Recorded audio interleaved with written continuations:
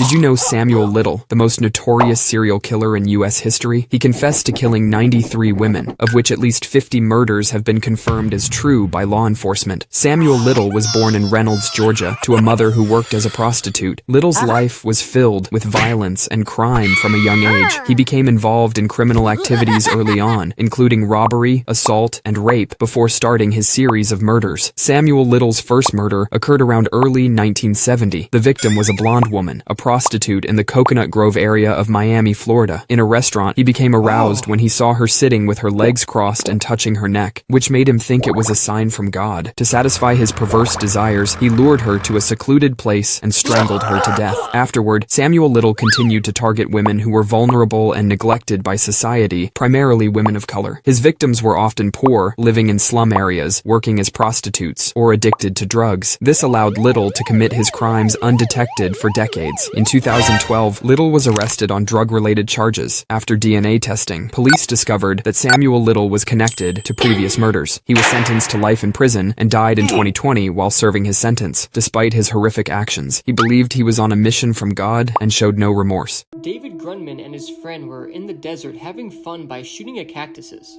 David, armed with a shotgun, aimed at a smaller cactus first, blasting it apart with ease.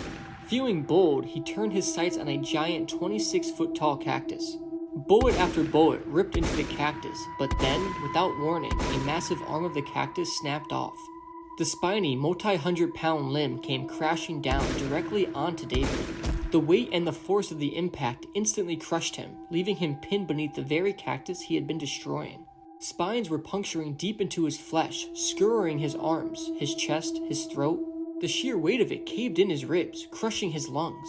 His friend stood frozen in horror, staring at the twisted, mangled body of David, half buried beneath the cactus, blood pooling in the dust. By the time help arrived, David's corpse lay limp beneath the very thing he had tried to destroy. David Grunman is the only known man to have ever been killed by a cactus, marking it as one of the most unlucky and random deaths ever.